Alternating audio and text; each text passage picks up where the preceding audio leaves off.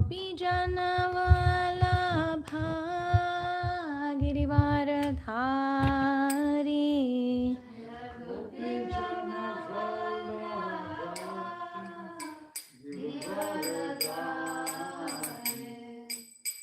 यशोदनन्दन व्रज जनरञ्जन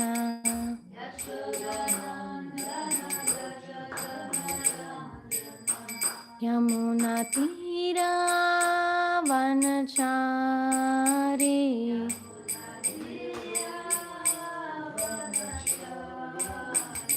जय राधा माधव कुंज बिहारी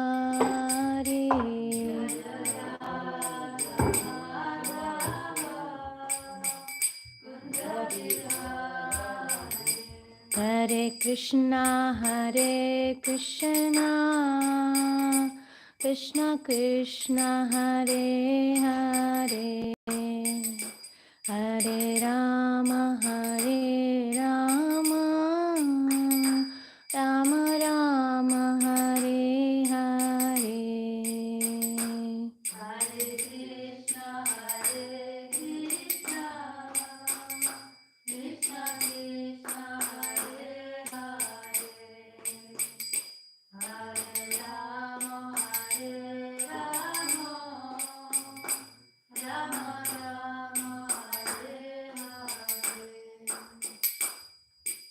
हरे कृष्णा कृष्ण कृष्ण हरे हरे हरे राम राम राम हरे हरे हरे कृष्णा कृष्ण कृष्ण हरे हरे हरे राम राम राम हरे हरे कृष्णा कृष्ण कृष्ण हरे हरे हरे राम राम राम हरे हरे हरे कृष्णा कृष्ण कृष्ण हरे हरे हरे राम राम राम हरे हरे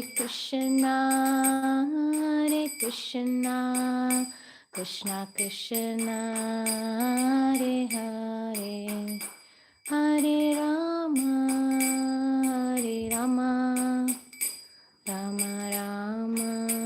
राम हरे हरे हरे कृष्णा कृष्ण कृष्ण हरे हरे हरे राम राम हरे हरे जय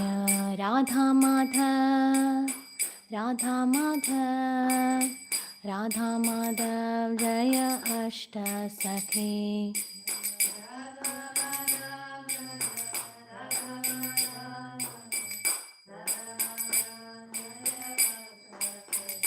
जय प्रहलाद सिंह जय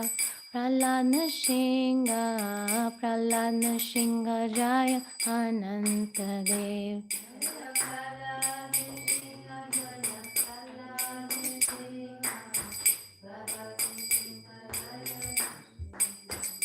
जय पंचतत्व जय पंचतत्व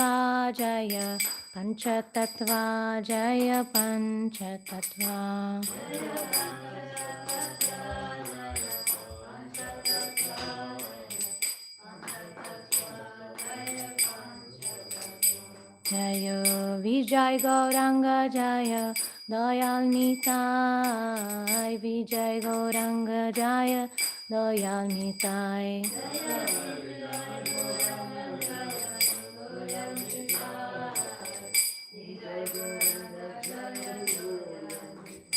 जय जय प्रभुपाद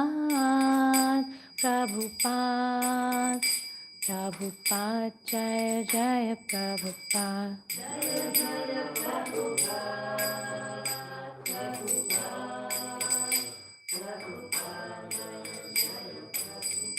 जय जय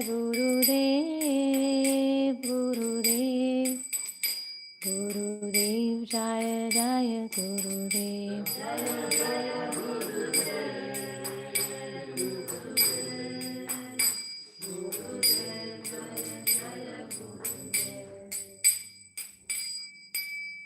जय श्री श्री राधा माधव अष्ट सखी वृंद श्रीमन महाप्रभु की, श्री श्री प्रहलाद नरसिंह देवानंद देव की, श्री श्री पंचतत्व की, श्री विजय गौरांग दयाल निताय की, श्रील प्रभुपाद की, गौर भक्त वृंद की।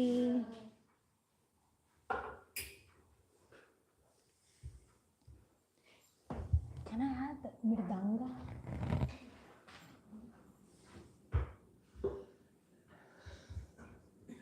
Thank you so much.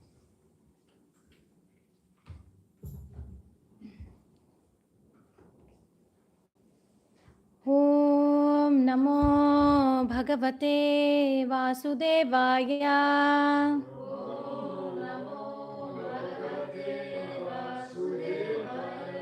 Om Namo Bhagavate Vasudevaya.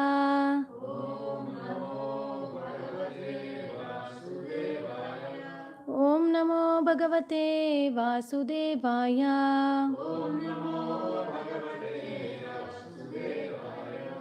Om Ajnanatimirandasya Jnananjanashalakaya Chakshurunmilitam Jena Tasmai Shri Gurave Namaha.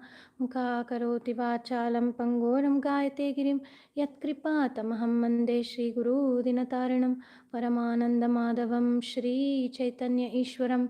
Nama Om Vishnupadaya Krishna Prishtaya Bhutale Srimate Jayapataka Swami Niti Namine Namacharya Padaya Nitai Kripapradaine Gaurakata Damadaya Nagaragramatarine. Nama Om Vishnupadaya Krishna Prishtaya Bhutale Srimate Bhaktivedanta Swami Niti Namine. Namaste Saraswati Deve Gauravani Pracharine Nirvishesha Shunyavadi Paschatya Deshatarine. Jai Shri Krishna Chaitanya Prabhu Nityananda Shri Advaita Gadadhara Shri Vasadi Gaura Bhakta Vrinda. Hare Krishna Krishna Krishna Hare Hare Hare Rama Rama Rama Hare Hare. Grantara Srimad Bhagavatam ki jai, Srila Prabhupada ki jai. We're reading from the 7th canto, 5th chapter, text number 4.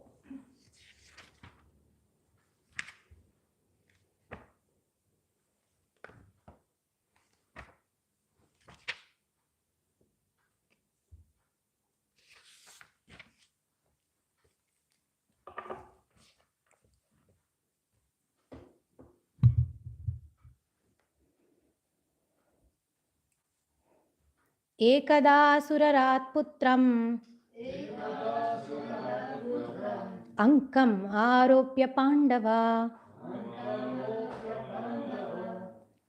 prachakatyatam vatsa manyate sadhu yat bhavan. Ekada surarat putram ankam aropya pandava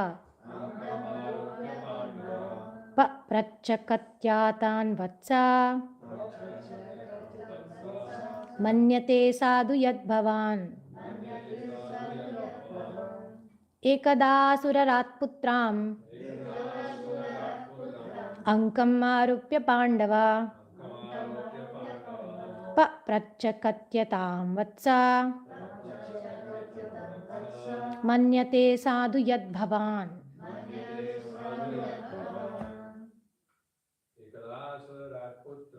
Ekada surarat putram ankamarokya pandava prapacha katyatam vatsa manyate sadhu yat bhavan.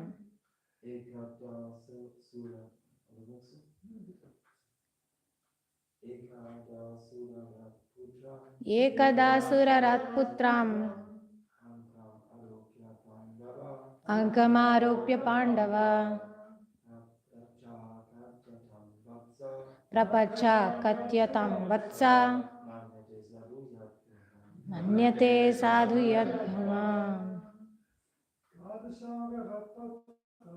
Ekada surarat putram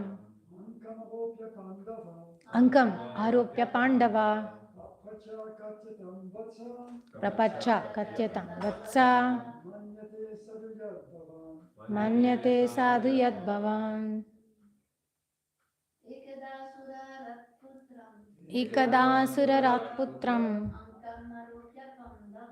Ankamarokya pandava. Papracha katyatam vatsa. Manyate sadhu yad bhavan. Ikada surarat putram. Ankam aropya pandava.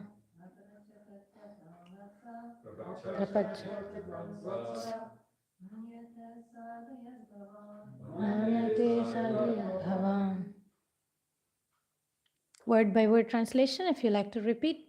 Ekada, once upon a time.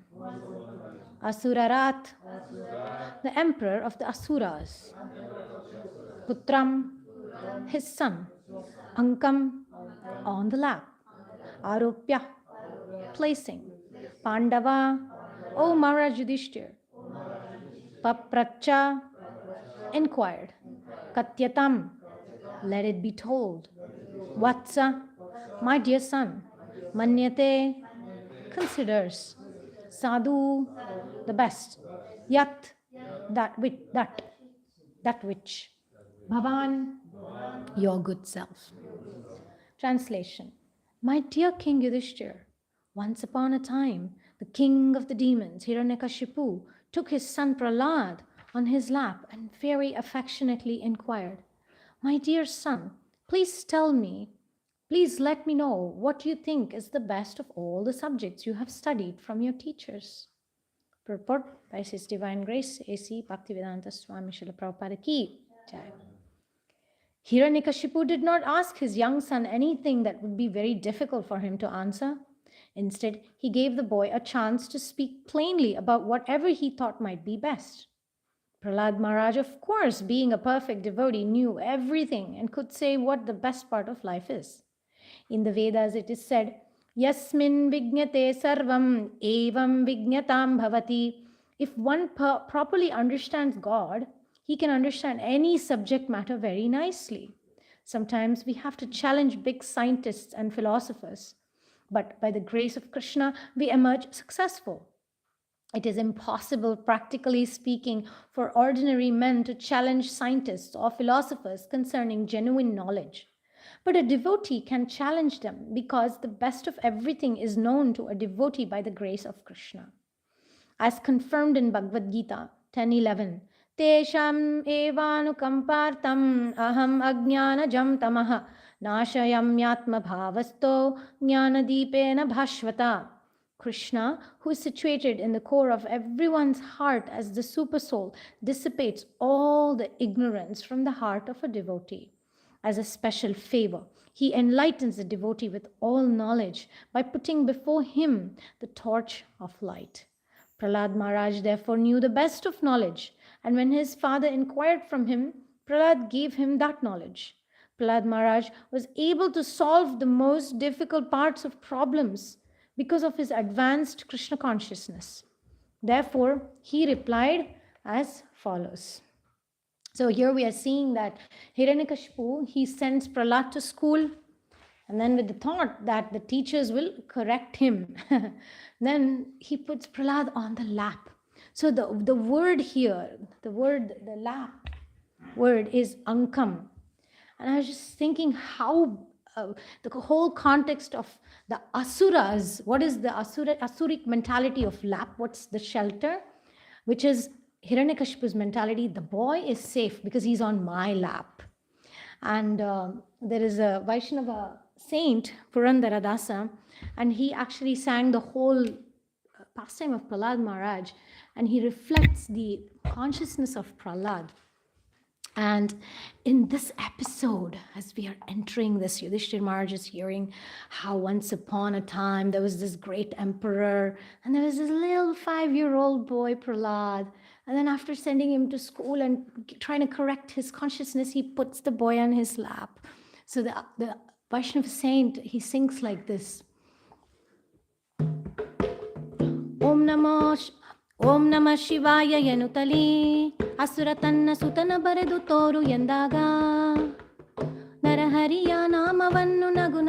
ಬರೆಯುತ್ತಿರಲು ಓಂ ನಮೋ ನಾರಾಯಣಾಯ ಓಂ ನಮೋ ನಾರಾಯಣಾಯ ಓಂ ನಮೋ ನಾರಾಯಣಾಯ ಓಂ ನಮೋ ನಾರಾಯಣಾಯ.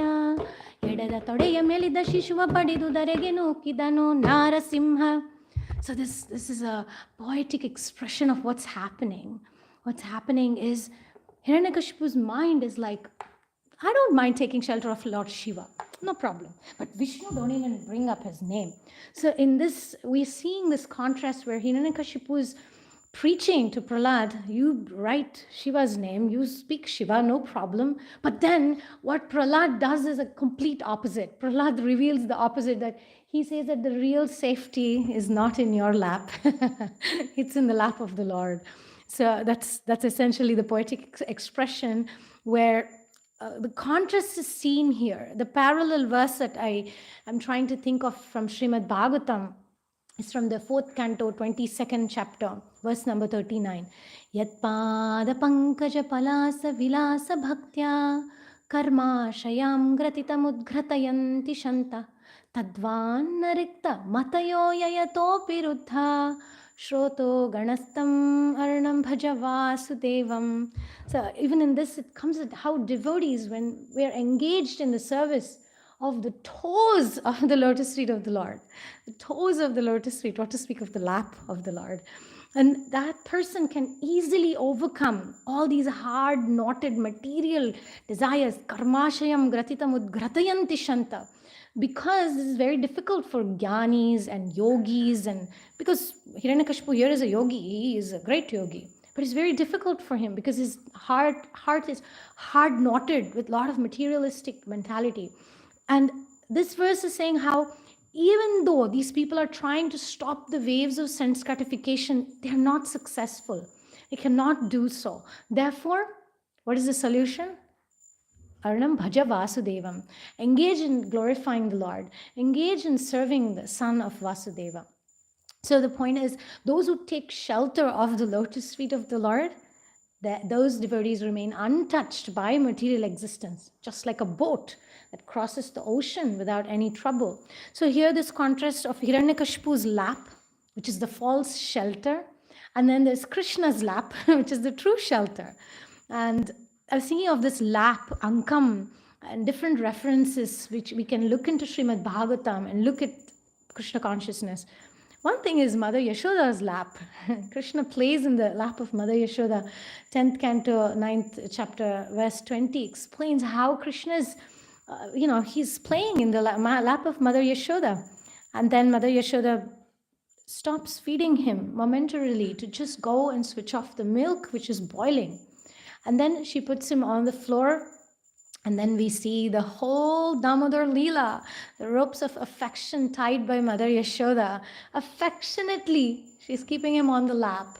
And then affectionately, she tries to tie him. And then we see also Devaki, same in the 10th canto, we see how Krishna appears in the womb of Mother Devaki. And then Mother Devaki places Krishna on her lap. So the divine Supreme Lord, who gives divine protection to everyone, takes shelter of the lap of Mother Devaki and Mother Yashoda.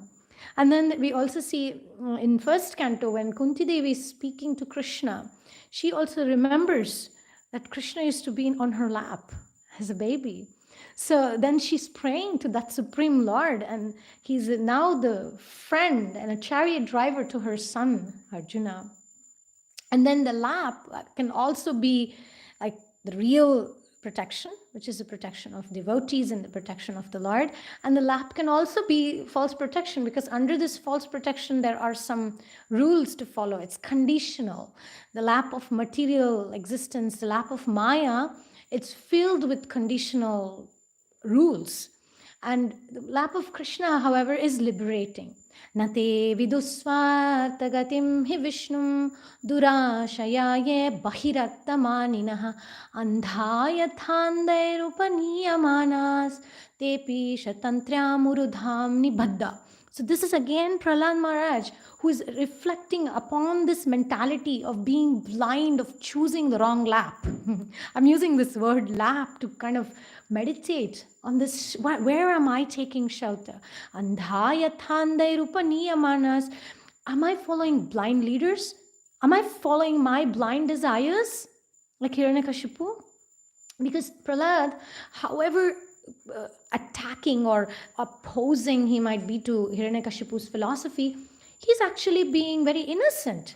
He's not challenging Hiranyakashipu in a very argumentative, arrogant mood, saying, I know better than you. You're my father maybe, but I know better Krishna consciousness.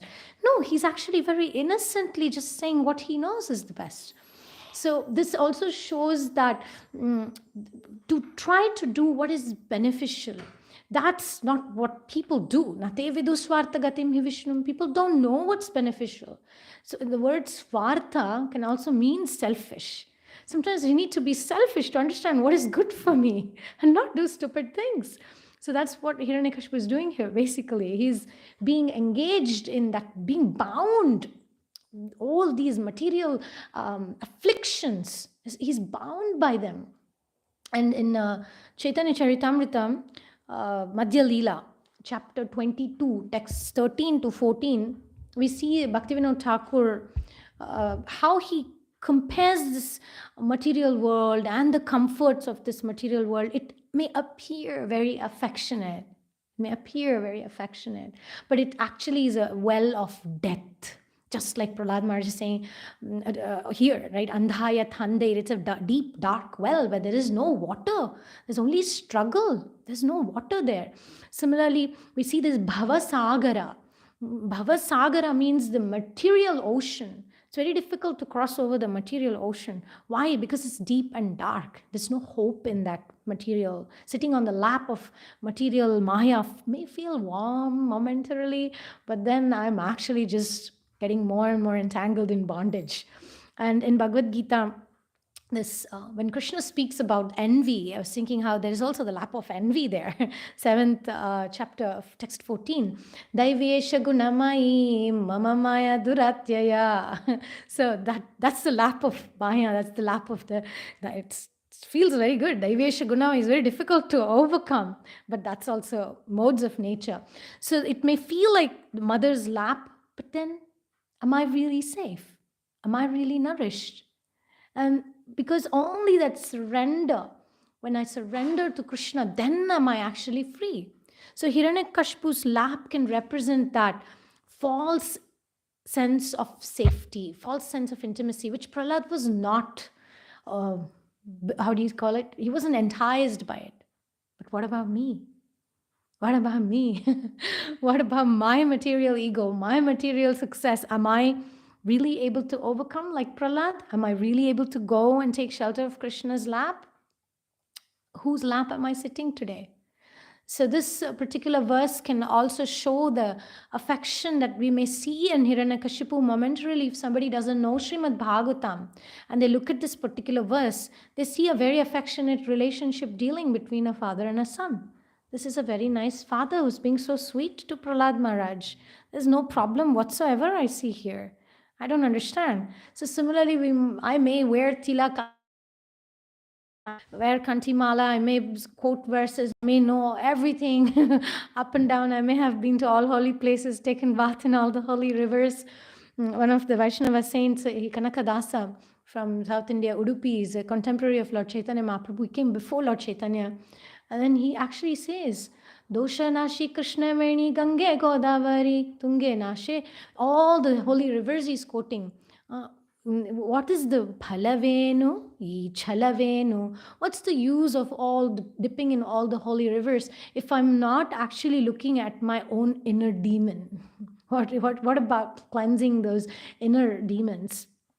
And in the same song, he also says how all the Shastra, I may Nuraru Shastra Galavodidarenu, or if I memorize all the Puranas, if I do not, and if I dhiranagi, if I just go around saying, oh, I am such a great learned person, and I don't surrender to the lotus feet of the spiritual master, if I don't actually offer my knowledge to the lotus feet of Krishna, then what is the use of all that? So here, this morning quote, no, we read this morning. I was just thinking this is so perfect for today's class as well. Krishna is everywhere. Simply, you have to catch him. And he's also ready for being caught. Yes, if somebody wants to catch him, suppose you're a devotee, if you want to catch him, he comes forward 10 times than your desire. He's so kind. Therefore, we have to simply receive him.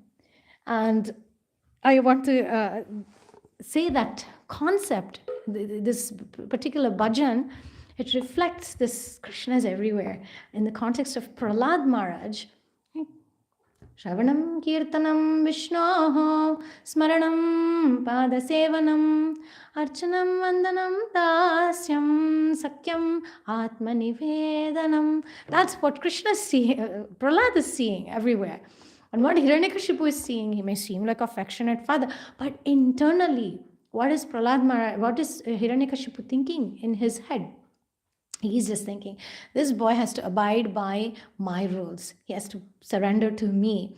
And so this point of, Prahlad could see Krishna everywhere, right? I don't know. Let me try this. It's not coming out like. Vasau yati sarvatra tasmat stambhena drishyate. Vasau yati sarvatra tasmat stambhena drishyate. Vasau yati sarvatra tasmat stambhena drishyate. Hari sarvatra sa sarvatra stambhena drishyate. Stambhena drishyate. Vasau yati sarvatra tasmat stambhena drishyate. Krishna is everywhere. Vasau yati, he lives everywhere. He's in every atom. He's in every living entity. And for Hiranyakashipu, he even appeared in the pillar. So the point is, Krishna is everywhere.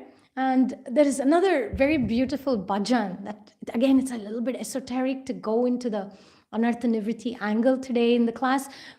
Marana pitata manayolu pokka, Marana pitata manayolu pokka, Hidiya hodare kaige sikka, Hidiya hodare kaige sikka, Nodi nakka, bhari dhakka. This is actually Braj Leela. It is said that the Supreme Lord, right, who owns ocean of milk and yogurt, he doesn't need to come to Gokula to steal a little bit handful of butter from the Gokulvasi women. Why does the Supreme Lord need to do that? So in this bhajan, it is said that this Lord, this little boy would go to the houses of the gopis, being the son of the king, Nanda Maharaj. They have plenty of yogurt and butter in their own place, but still he would go. And when he will go, he will steal in the hope to be caught. Hidiya hodare kaige sikka. When the gopis went to catch him, he would happily be caught. And then he'll look at the face of the gopi and he'll smile. So this point here, Krishna is everywhere. Simply you have to catch him, Prabhupada is saying, right? Simply you have to catch him. So the gopis did that. And for that very emotion of the churned butter of love in the hearts of the gopis, that's the reason Krishna comes down to Gokula from Goloka, to steal that emotion of bhakti, to be caught by the devotee. So this is the essence of Krishna consciousness. Am I trying to catch Krishna with my mood and in my intention? So again, this bhajan angle, it gives us like the internal peek into Krishna's intentions of how he interacts with the devotees. I want to go a little bit further into Bhaktivinoda Thakur in his Chaitanya Shikshamrita. He really goes into deep details of how every demon that Krishna killed is actually an anartha. It represents an anartha internally for each of us. Because when we come to Krishna consciousness, it feels so sublime. Wow, finally I don't have to be in the lap of Maya. I can be in the lap of Krishna. All my problems will disappear. But Bhaktivinoda Thakur says, well, it's not that easy. There will be anartha nivriti before you reach the platform of nishta, where you become very fixed up in sadhana, where we are excited to wake up in the morning, we're excited to chant every Hare Krishna Maha Mantra, and we're feeling so blissful. To get there, there is going to be some ocean of anartha nivritti to cross. So every demon that Krishna killed, we can actually see that Krishna removes that demon from the Leela by his divine grace. Similarly, we can't do it. That's Bhaktivinoda Thakur's point about we cannot overcome anarthas on our own. So the whole explanation is how do we do it? How do we take shelter of Krishna? How to become aware of these anarthas? So when we're talking about Hiranyakashipu, I can either look at it as a historical story that happened millions of years ago. Yes, there was Prahlad who represents these emblem of devotion, and Hiranyakashipu, he represents the emblem of false ego. I could see it like that, levels, or I could see that there might be a little Hiranyakashipu inside me. So when Bhaktivinoda Thakur speaks about this Prahlad Maharaj's mood with trying to point out the next verse, the fifth verse is about, he's speaking to Tatsadu Manye Suravarya Dehinam Tada Sada Samudvigna Dhiyam Sadgrihat Hitvatma Patam. No, sorry, that's Tatsadu Manye, right? Yeah, that's the fifth, number 5, verse number 5. So he's actually replying to Hiranyakashipu, not revealing that it's Narada Muni. He's not telling him that I learned this from Narada Muni. He's actually saying, that's the verse, right? Yeah, that's the verse where he's not revealing that it's Narada Muni, but he's being diplomatic. He said, as I have, best of the asuras, the king of the demons. He's giving very, very respectful here. Huh? He's not saying, hey, you nonsense, you don't know anything, you ignorant. No. He's giving a lot of respect. And he says, I have learned from my spiritual master. He doesn't say who. From my spiritual master. That being on the lap of Maya is not worth it. That's essentially what Prahlad is saying, right? And when Bhaktivinoda Thakur is speaking of this, it's important to also remember Bhagavad Gita, verse 16th chapter, right? Where Krishna explains about the Asuric mentality. So I was thinking, when you see Prahlad Maharaj, the way he uses the words, he's never attacking Hiranyakashipu. Never. He's only highlighting the tendency, the demoniac tendencies. Just like in the 16th chapter, Krishna speaks about the Asuric psychology. Pride, arrogance, anger, ignorance, lust without limit. And they do not know what they should do and what they should not do. So Prahlad Maharaj is in the similar mood, not attacking the person here. In fact, he's giving high respect. That's, you are a Suravarya Dehinam. Oh, you're great of the kings. Oh, Asura Deva, very. But then he's being very honest. Sada Samudvigna Dhiyam Sadgrihat. Those people who identify with their temporary body, temporary material existence, they are extremely attached to what? To all these anxieties that will come from all those attachments. They're not attached to anxiety, but they're attached to that life of temporary household life, and then they become embarrassed. And he doesn't say, you are anxious, you want me to surrender to you, and I'm not. He's not. Because I was looking at my own psychology in this context, that sometimes there may be that ego that comes, I know better, I'm going to correct this person. I'm going to put that person in their place. So that's my inner mirror. I have to see, what is my intention? What is my motivation? Is it to please Krishna? Samsiddhir haritoshanam. That's the goal, to please Krishna. Or am I just trying to please myself? So this only I can answer. Only Krishna and me we know. Because externally I may look like that affectionate Hiranyakashipu with Prahlad.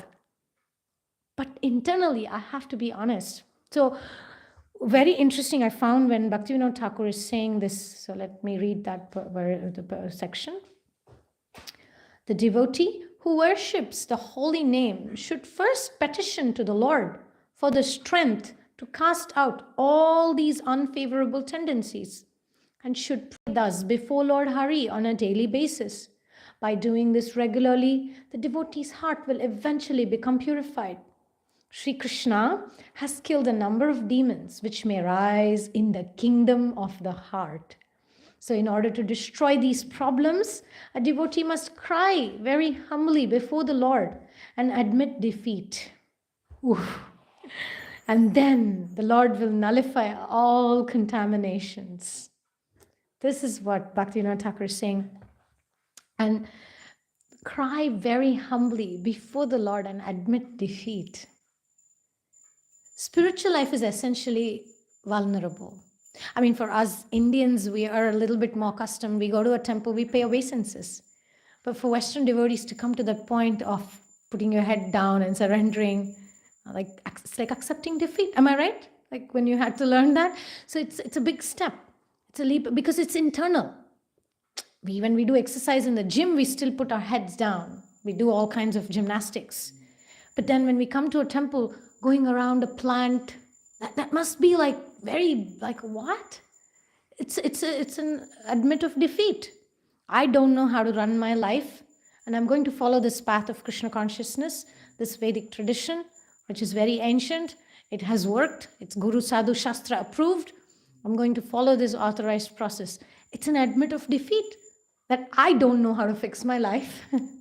And therefore, I'm going to follow Srila Prabhupada. I'm following Guru and Sadhu and Shastra. So that's the way. That's the way to deal with the uncontrolled mind. So Hiranyakashipu's profile here is very perfect example. Somebody who is externally a ruler, externally is being affectionate momentarily. But then, you know what's the problem? He's internally a slave of his own senses and mind. So it doesn't matter how much sadhana I might do. Bhaktivinoda Thakur warns there are different kinds of demons internally, like Putana. If you read all the demons and how he compares, it's just mind-blowing. And then if we want to go further into this mind purification, Manashiksha, Raghunath Das Goswami's like amazing book. One of the heavy analogies that really hit me like anything when I read it was, if I start thinking, oh, I know verses, I can give class, I can convince people, I can preach, that's basically like bathing in donkey urine. Oh my God, that's not bhakti. Isn't that heavy? I mean, donkey urine stinks. It's very sticky. I may be thinking I'm taking a good shower, I'm advancing in bhakti, but actually I'm only bathing in donkey urine. So this really kind of awakened me after being many years in Krishna consciousness. When I started reading Manashiksha, it hit me that there might be externally sadhana I might be doing, but am I really doing it in the right mood? Am I really achieving that happiness? Once somebody asked a question to my Guru Maharaj in Mayapur. I've been doing devotional service for so many years, but I don't feel that bliss that is explained in all the scriptures, Why? So the first thing my Guru Maharaj said is, I don't know why you're not experiencing. I can't even sit here anymore, even though my body is, my Guru Maharaj is on a wheelchair. But he's like, I feel to jump up in ecstasy.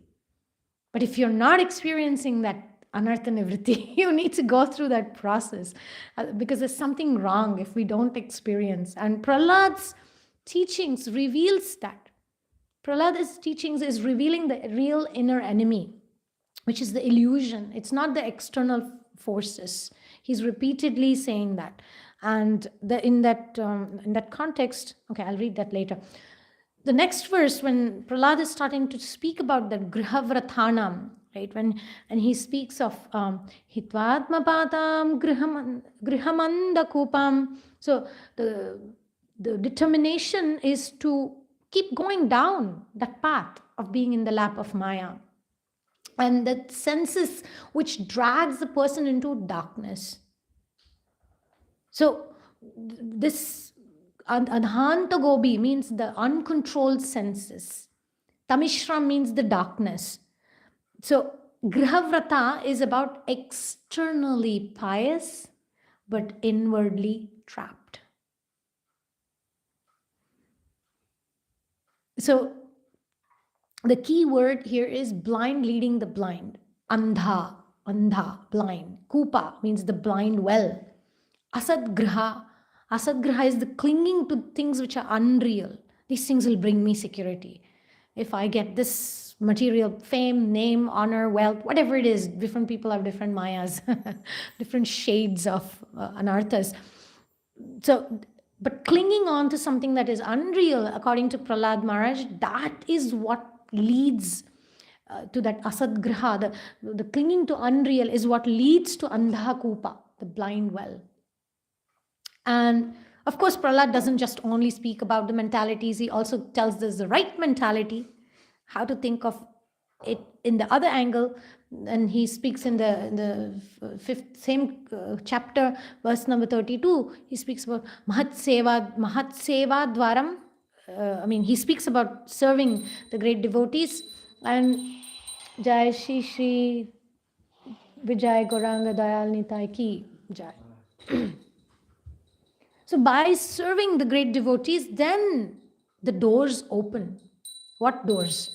Doors to look at myself in the right way, to be guided, to go forward. And the key, what is the key words here is Sangha, association of devotees. And because what Sangha of devotee does, it liberates from the bondage. Why? Because sometimes being with devotees can be a little bit difficult. It can be, right? Maybe some clashes, compatibility issues. Then these things will bring up those anarthas. Because in the material world, the Hiranyakashipu mentality is celebrated. Everybody will applaud me if I behave like Hiranyakashipu in many ways. Me, mine, aham, mameti, my achievements, my bank balance, the more bank balance I have, the more titles I have, people will appreciate me. But I come into devotional environment, try to be humble, I try to be very devotional, and then I may get into trouble. I may get into conflicts. So where Hiranyakashipu fits there in that psychology is that inner demon, in the inner tyrant, that means my ego, my false ego. So how much of it is false ego? How much of it is the other person? According to Prahlad Maharaj, he says we shouldn't see anybody as friends and enemies. Because he says the real enemy is here. And he gives the whole series of verses. What are the mentalities of the enemy? So Bhagavad Gita, 16th chapter, when Krishna speaks of the bewilderment, when bewildered by false ego, strength, pride, lust, anger, then these demons will blaspheme the Lord. That's the point that Hiranyakashipu is at. He's arrived at that point. So the real battlefield, we're talking to Yudhishthira Maharaj is here, right? The real battlefield is internal. Like Bhaktivinoda Thakur says, it's heart versus ego. The battle is inside. So externally we may be facing difficulties, but we need to look at it. What is triggering me? What aspect of ego is being poked at? And Dhruva Maharaj in Srimad Bhagavatam, 4th canto, 9th chapter, he thought, especially those verses, 30, 31, it's when Dhruva Maharaj is very focused on, I want a kingdom better than my father and my grandfather. I want something bigger. That was Dhruva Maharaj's mentality. And then later on, when he did all the tapasya, basically went through Bhakta program. He lived in the temple in his own sadhana aspects of, he was in the forest, right? He was only 6 months eating only leaf. Then he stopped eating even that. He was just taking water for the next several months. Then he stopped taking water as well. Right? And then he started just breathing air. Then at one point he stopped breathing air. So, that's difficult to do. Ekadashi comes and we're all anxious. Will I get enough prasadam? Will I keep my belly full? And what to speak of the Dhruva Maharaj austerity? So for Dhruva, it maybe have been food. And for us, maybe something else that we're not getting maybe among devotees that we got in the lap of Maya, so to speak. So here, the example of demon, in terms of Dhruva Maharaj's story, our acharyas indicate Srila Prabhupada speaks more about envy. Envy was the obstacle for him. So he was purified by bhakti. So at the end, when Vishnu appears and the conch touches his head, he's completely he comes to his senses and I don't want a kingdom. Please, please, please take it back. I don't want it. I actually want just you. right? So that's what happens when we perform bhakti. And another example from Mahabharata is Abhimanyu. He was very innocent, but he was very fearless. He had that childlike faith. It's very, I'll say, heroic. And he defeats the demoniac strategies by his heroic surrender to dharma. That's another. And then I was thinking of Narada and Daksha's sons. When Daksha's sons were preached by Narada Muni, they all became brahmacharis. And of course, Daksha was not very happy about it. They rejected all the material happiness that comes from youth and whatever that was there. So they rejected the lap of comfort and Maya, and then they chose lap of higher truth. They chose the lap of renunciation. Tapo divyam putrakayena sattvam shuddhed yasmat brahma saukyam tvanantam. So this divine austerity has to be performed, because material world is not easy. Work so hard under some boss that we hate, and get, maybe in Germany the public transport is not that bad. I'm just thinking of India. It's hellish. People fall off trains, people jump on trains, people get hit every day just going to work. So who says there's no austerity in material life? Prabhupada actually said that for a person who's engaged in sinful activities is so much hard work. how to get the money to go and whatever it is, find the woman, find drugs, find all the nonsensical habits, alcohol, and it's troublesome. But when we become devotees, like, oh, I don't have to do any of those, right? Yeah. It's freedom, right? It's freedom. Maybe initially a little difficult because you're not accustomed to it, but ultimately we are getting out of a trap. Okay, so which voice dominates us? So in this verse, when Prabhupada is speaking about Prahlad Maharaj, therefore knew the best of the knowledge. Prahlad Maharaj was able to solve the most difficult parts of problems because of his advanced Krishna consciousness. So every day is a battle between the inner Hiranyakashipu and Prahlad. So I have to answer that question. And I want to read this Bhaktivinoda Thakur quote from Chaitanya Shikshamrita, where he says, which was a little bit, I was a little bit surprised, but that's what he says.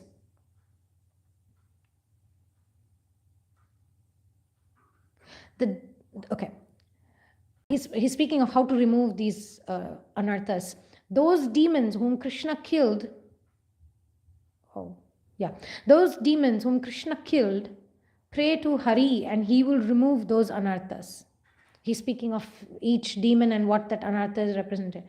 However, the anarthas represented by demons killed by Balaram should be removed by the practitioner's own endeavor. This is the secret of worshipping Krishna in the Vraja mood. Whoa, see, like we can't remove the anarthas that Krishna killed, all those anarthas, different, represented by different demons. But the demons killed by Balaram, this verse where Prahlad Maharaj is speaking of, which was the verse where he says, Swataha, with our own ahit, not this one. What's that verse? The blind. No,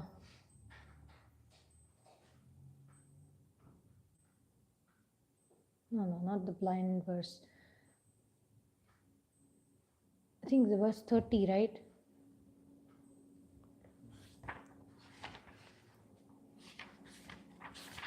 Mm-hmm.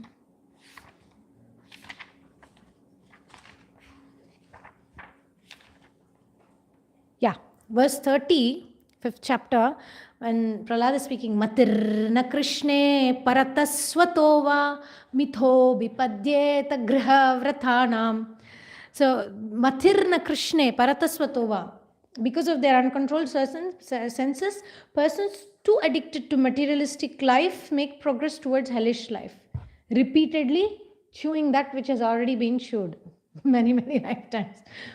And this is the key here. Their inclinations toward Krishna are never aroused, either by the instruction of others or by their own efforts or by the combination of both.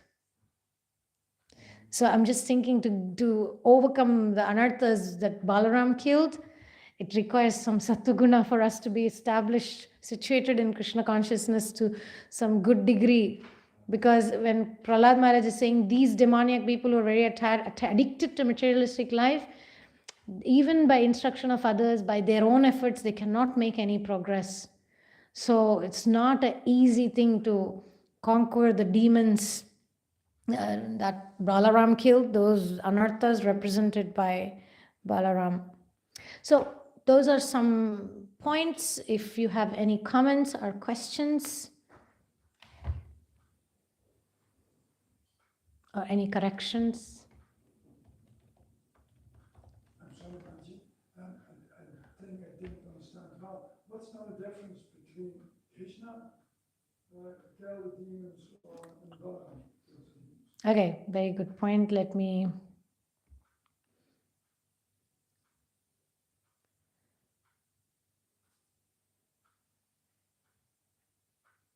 Also, Bhakti Siddhanta Saraswati Thakur talks about the demons. So, for example, Putana. Putana represents the pseudo guru who teaches false conceptions that will kill bhakti essentially. That's the demon. Shakatasura represents the burden of old habits and the burden of following rules of Shastra simply for formality's sake. Trinavarta, he represents the obstacle to worshipping Krishna that manifests in the form of pride. Pride of learning, the use of false argument or dry logic. So you see, every demon it's connected to a specific mentality of anartha. So let's see what Balaram. So who are the demons Balaram killed? Dhenukasura, Pralambasura, Dvivida Gorilla, yeah.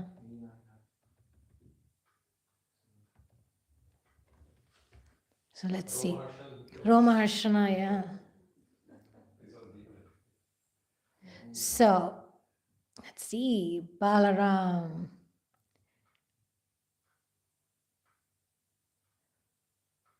Okay, let me read this. It's very interesting. Srila Bhaktivinoda Thakur writes in his Chaitanya Shikshamrita, if a devotee cries out humbly, I read that quote, but the devotees must personally work to drive out the anarthas represented by the demons killed by Lord Balaram. This is the mystery of Raja and... So Balaram is naturally full of compassion and much willing to help us. This is Prabhupada, he's writing in Krishna book, 2nd chapter. The spiritual master is the representative of Balaram, the form of the Supreme Lord, who supplies spiritual strength.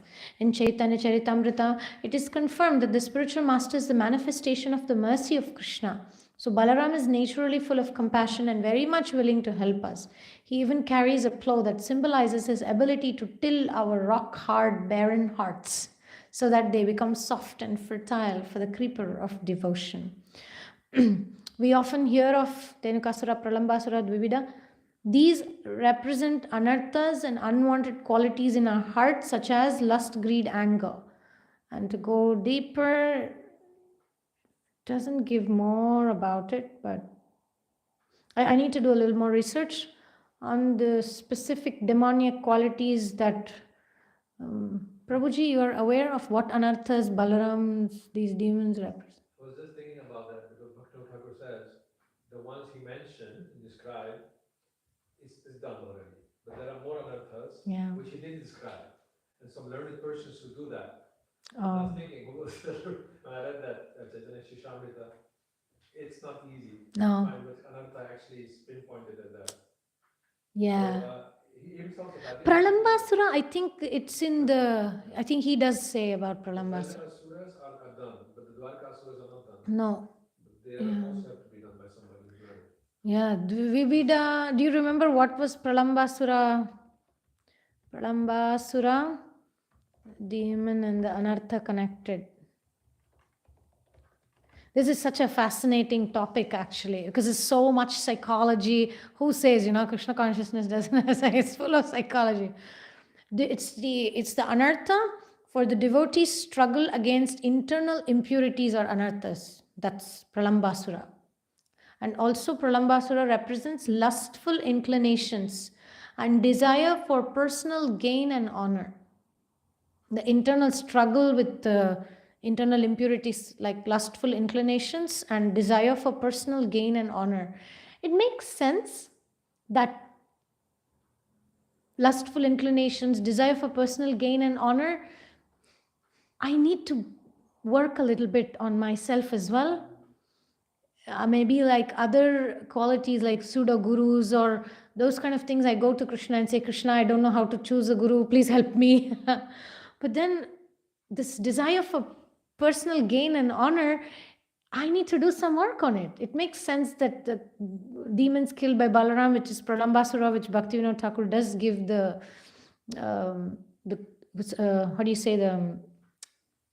allegory of what is the anartha. Looking at, like, I'm thinking of my own personal journey, there's been a huge struggle for me with this personal gain and honor. Every time I give class or something, there's always like a little bit of I am giving class versus I'm doing a service. I always have to be very conscious and very careful. What is my intention in trying to do something? I was also sharing with Mataji and Prabhu, who do like a lot of service to promote the Guru Maharaj's teachings and Prabhupada's teachings. And I was saying that my challenge is often I do something and I'm thinking, will I get enough number of viewers? Will this video receive personal gain and honor? What if it doesn't? Then maybe I'm not really advancing in Krishna consciousness if my mentality is to try to, what's in it for me? That's why we left the material world. That's why we came to the temple, because we don't want to be in that mindset anymore. So after even coming to temple and sitting on the Vyasasan and singing Guru Puja or singing Tulsi Arti, if my consciousness is, oh, do people realize how nicely I sing or how nicely I give class? I think I need to work on that, because it can become an anartha that can grow into like Pralambasura. Very huge, very big, because he came initially as a little Gopa boy. Then he couldn't keep his form anymore, and then he back to Pralambasura. So I may leave all this material positions and materialistic life and wear a sari and cover myself and come to the temple and wear tilak.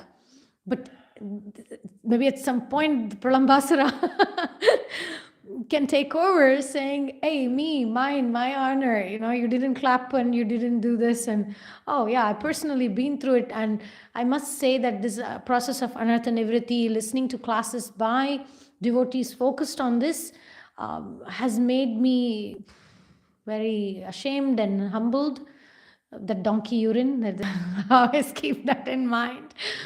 Am I bathing in donkey urine, or am I taking shower of purification? So I think that is up to us also to do some work on it. And one of the ways is, there's this 12 steps. Like first step is to admit defeat, like it says in the purport, admit defeat. I cannot fix my life. Vijay Gauranga Dayal Nitai, I give my life to you, you please handle it. That's the first step. But then the second step is to have faith that the Lord can fix it.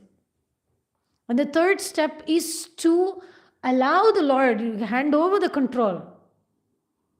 Like the instrument is not thinking, oh, how well I play. Like today I played really bad. But it's not the fault of the instrument, right? So then the fourth step, that's what I was coming at. I won't go through all the 12, but the fourth step is when we admit, make an inventory and admit the flaws and the faults. What are those anarthas? By the way, if I start making lists, I will die right now if I am too aware. So it will come step by step, the awareness. Oh, today I was thinking more about me. Today I was thinking more about my honor or prestige. Or anyway, that's about the difference, if it makes sense. that some of these things, like I read Bakasura, Putana, Shakatasura, all these attitudes are difficult to work on ourselves, by ourselves. Like burden of old habits and burden of following the rules of Shastra simply for formality's sake. That's Shakatasura. So probably there's not much I can do than to just go and say, hey Nitai, hey Gaura, the stupid bad habit of finding faults in other devotees, and I'm finding even Shastric references to support me to criticize devotees for so how do I remove it? I can't do anything. Only Krishna can. It would be a good research to look into Balaram demons and like Prabhuji said, find some scholar who can throw more light on these anarthas, and some of them are very tricky ones. I have something for you because you seem to be from Madhva's tradition, Kerala area. Madhva, yeah, I was born in Madhva Sampradaya. The language you're singing is Malayalam? No, Kannada. That's Kannada. So Madhvacharya has written a commentary on Mahabharata. Tatparya Nirnaya, yes. In which he puts light on what the divinities behind Duryodhan and Shakuni. Yeah. He also goes into the higher realm of Devatas. It seems like there are 7 planetary systems above the earth, and each Devata has another copy, a higher copy of himself, like that. That's what he describes. That's his view. So I was thinking, if we have to make an educated guess what Bhakti Thakur says for the other demons, maybe we can find some link with Madhvacharya's describing these kind of things. Yeah, I have the English version of Tatparya Nirnaya. I should look into it. Yeah, thank you. Yeah, the English one, I think the one I have, I didn't like this one because the Tattvavadis, Madhvacharya's line, they don't know more than the Dasyas. They consider Madhishwara to be in Maya. Yeah, not updated yet. So, it is. So, if you have access to the South Indian literature, that's great literature, I know about that. But North Indians have no access to it because the language is so different. It's even different than Sanskrit. So that could be used for doing that research because many demons are killed in Dwarka, and when Draupadi was being disrobed, Krishna was fighting Shalya. Therefore he couldn't be there to help Draupadi. So this is a major thing I always wondered about, how to put that in a context which is applicable to us. That you are crying for Krishna, but he cannot be there physically. Because he's fighting Shalya. Shalya was not a small king. He had this Vimana brought him by Shiva, who will manifest in many places. He was fighting with lightning on Dwarka. Even Prajumna was harmed, he was unconscious. So who represents Shalya? What is the thing with Shalya? What another does he represent? So these are questions I still haven't answered. You know, like you said, that in the beginning it's true, when you're young, you're focusing, you want to know whether the class is good. You keep asking, was it okay? What should I improve? It's just like when you cook in a kitchen, you would like to know whether it was okay or not. So it's not bad. Correct. Job, but like it should not go into much self-glorification. Yeah. And there's one thing, when you tend to get old, hair started to become gray, you don't care anymore. Correct. It is a sign of brahmacharya, young learned, want to show knowledge. It's natural. And it automatically, tides away. I hope. I think if we practice sincerely, we've been invited to present at the ELM. In ELM is the European Leaders Meeting. So all the European leaders come together. And you know what's the topic we're presenting on? Narcissism in ISKCON leadership. So the point is that ideally, if we practice Krishna consciousness according to Acharyas, what Prabhuji said should happen. That as we age, we are over these things and we're really sincere. And I have experience of meeting such devotees. But unfortunately, we also have experiences of devotees, dressed as devotees, practicing sadhakas, leaders, gurus, temple presidents, can be narcissistic. What is Hiranyakashipu? Narcissistic, right? I may go and inaugurate a temple and build a big temple. And then I'm thinking all these people are under me, I own them. Once we were in a leadership sangha, it was like a GBC college, and one leader raised his hand and asked the teacher the question, "Excuse me, Prabhuji, I have a question. So all this congregation, do they belong to the temple president or do they belong to the guru?" So it's a narcissistic tendency to think that these people belong to me. I can do with them what I want. And we've erred in our movement with those tendencies. We have hurt devotees. There have been people who were manipulated and used, and they are still traumatized. So unfortunately, the truth is, by staying within the organization, it doesn't guarantee that a person will supersede all these anarthas. I think that's why the Balaram demons represents work on it yourself. It's not an automatic process. So yeah, there are unfortunately cases of misuse of power, misuse of money, misuse of scandals. Sannyasis who have been very inspiring for decades fall down suddenly with a lady, or suddenly we figure out that a sannyasi has been abusing kids, a sannyasi who was super well respected and everything. That's like the other extreme we didn't touch today. But unfortunately, if we don't work through this anartha nivritti process properly, sincerely, then yeah, there can be what this verse speaks. I could be sitting on Vyasasan but carrying a lot of narcissistic traits, and not only degrade myself but also do a disservice to the movement by putting a lot of other devotees in trouble. And right, we have seen, right, in history, you know, friends, we had so many gurus fall down, and then devotees didn't know what to do. Some of them took reinitiation. That guru also fell down. I have friends like that. They took initiation the third time. The third guru also fell down. Why? Probably my simple answer would be because this anartha nivritti process was not established in our movement. We don't emphasize anartha nivritti as much as we emphasize artha pravritti. Artha pravritti is like leelas and going to the light aspects. But then the anartha nivritti is like dealing with the darkness, dealing with the dirt. I may keep, like, for example, I tell you this analogy that comes to my mind is when we visit a ISKCON temple, any new nice ISKCON temple, we may have like amazing altar, beautiful temple room, but if the bathroom stinks, the guests don't like to come back. I think that's a good example of anartha nivritti and artha pravritti. Artha pravritti is like amazing temple hall. I mean, in India, we have some places like this that high-class guests will not want to come. In some temples, like we've traveled around in some places, no, third world countries, the toilet doesn't have a toilet seat. I mean, we've seen this in ISKCON temple. So how can we invite respected guests? So now, and here we are talking about inviting Krishna into the temple of our heart. And if I'm going to have a pile of garbage sitting there with all this representation of anarthas, how will Krishna come? How will Krishna come? It's not pleasant.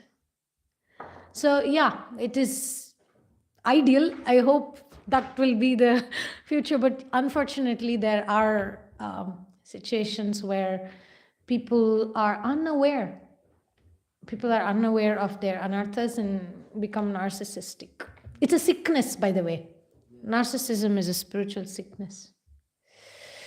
So let's pray to pray to Krishna for all the narcissistic tendencies to be cured. And Shri Vijay Gauranga Dayal Nitai ki, Grantaraj Srimad Bhagavatam ki, Srila Prabhupada ki, Gaura Bhakta Vrinda ki. Thank you very much for your attention. Hare Krishna.